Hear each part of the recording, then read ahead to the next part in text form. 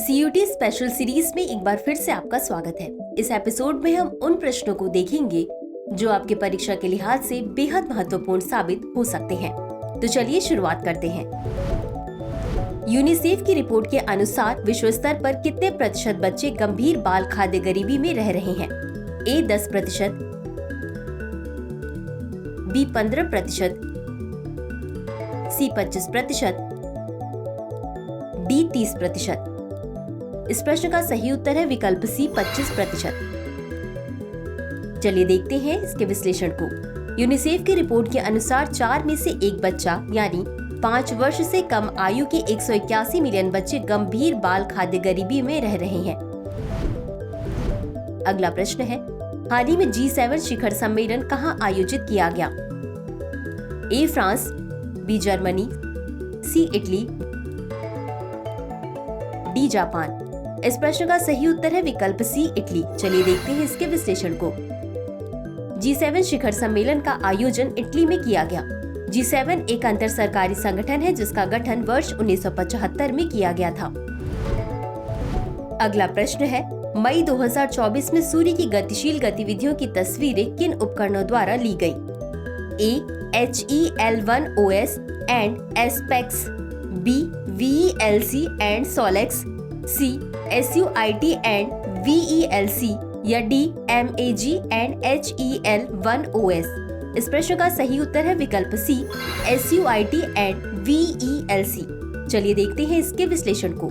मई 2024 में सूर्य की गतिशील गतिविधियों की तस्वीरें लेने वाले उपकरण solar ultra violet imaging telescope और विजिबल एमिशन लाइन कोरोनोग्राफ थे। बता दें कि ये उपकरण भारत के पहले सौर मिशन आदित्य L1 का हिस्सा है। अगला प्रश्न है, 1 जनवरी 2024 को किस देश ने ब्रिक्स की वर्ष भर की अध्यक्षता ग्रहण की? A Brazil, B Bharat, C चीन, D रूस। इस प्रश्न का सही उत्तर है विकल्प D रूस। चलिए देखते हैं इसके विश्लेषण को। रूस ने 1 जनवरी 2024 को ब्रिक्स की 1 साल की अध्यक्षता संभाली, जिसे वह पूरे साल समूह के पहलों को व्यवस्थित करने और उनका नेतृत्व करने के लिए जिम्मेदार हो गया। अगला प्रश्न है, संविधान के 10वीं अनुसूची के तहत विधायकों को अयोग्य ठहराने का अधिकार किसके पास है? A प्रधानमंत्री, B राष्ट्रपति, C सदन का अध्यक्ष, D भारत के मुख्य न्यायाधीश। इस प्रश्न का सही उत्तर है विकल्प C सदन का अध्यक्ष। चलिए देखते हैं इसके विश्लेषण को। संविधान की 10वीं अनुसूची के अनुसार सदन के अध्यक्ष को पार्टी से अलग होने वाले विधायकों को अयोग्य ठहराने का अधिकार है। इस शक्ति को सुप्रीम कोर्ट ने ऐतिहासिक कीहोटो मामले में बरकरार रखा था। अगला प्रश्न है, G7 के राष्ट्राध्यक्षों और शासनाध्यक्षों का पहला शिखर सम्मेलन कब आयोजित हुआ था? A 1970, B 1980, C 1975 या D 1965। इस प्रश्न का सही उत्तर है विकल्प C 1965। चलिए देखते हैं इसके विश्लेषण को। G7 के राष्ट्राध्यक्षों और शासनाध्यक्षों का पहला शिखर सम्मेलन वर्ष 1975 में आयोजित किया गया था। इस शिखर सम्मेलन ने G7 सदस्य देशों के बीच आर्थिक और वित्तीय सहयोग के लिए एक अनौपचारिक मंच के रूप में स्थापित किया। अगला प्रश्न है, ओडिशा के मुख्यमंत्री के रूप में किसने शपथ ली है? A Jitan Ram Manjhi, B Chirag Paswan, C Mohan चरण मांझी, D ऋतुराज प्रसाद शर्मा। इस प्रश्न का सही उत्तर है विकल्प C मोहन चरण। चलिए देखते हैं इसके विश्लेषण को। हाल ही में ओडिशा के नए मुख्यमंत्री के रूप में मोहन चरण मांझी ने शपथ ली है। साथ ही कनकवर्धन सिंह देव और पार्वती परिदा को ओडिशा के उप मुख्यमंत्री के रूप में चुना गया है। अगला प्रश्न है, लोकसभा में प्रथम आधिकारिक रूप से मान्यता प्राप्त विपक्ष का नेता कौन था? A Ram Subhag Singh, B YB Chauhan, C AB Vajpayee, D Indrajit Gupta.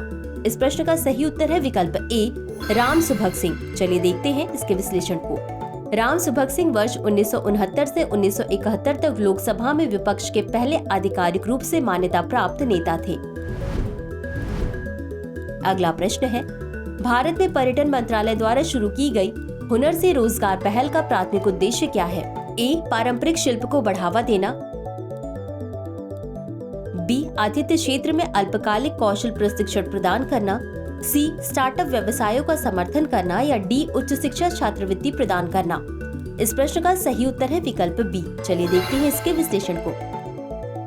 हुनर से रोजगार पहल का उद्देश्य युवाओं में आतिथ्य और पर्यटन क्षेत्रों में रोजगार योग्य कौशल विकसित करना है। अंतिम प्रश्न है, राजकोषीय उत्तरदायित्व और बजट प्रबंधन अधिनियम के अनुसार सकल घरेलू उत्पाद के प्रतिशत के रूप में भारत के राजकोषीय घाटे की लक्ष्य सीमा क्या है? ए. 2%, बी. 3%, सी. 4%, डी. 5%। इस प्रश्न का सही उत्तर है विकल्प बी 3%। चलिए देखते हैं इसके विश्लेषण को। राजकोषीय उत्तरदायित्व और बजट प्रबंधन अधिनियम भारत के राजकोषीय घाटे के लिए सकल घरेलू उत्पाद के 3% की लक्ष्य सीमा निर्धारित करता है। इस लक्ष्य का उद्देश्य राजकोषीय अनुशासन सुनिश्चित करना और समय के साथ ऋण के बोझ को कम करना है। तो इसी के साथ अंत में देखते हैं आज के अभ्यास प्रश्न को। विश्व मरुस्थलीकरण एवं सूखा रोकथाम दिवस कब मनाया जाता है? ए. 16 जून, बी. 17 जून, सी. 18 जून, डी. 19 जून। इस प्रश्न का उत्तर कमेंट बॉक्स में जरूर दें। आज के लिए बस इतना ही। धन्यवाद।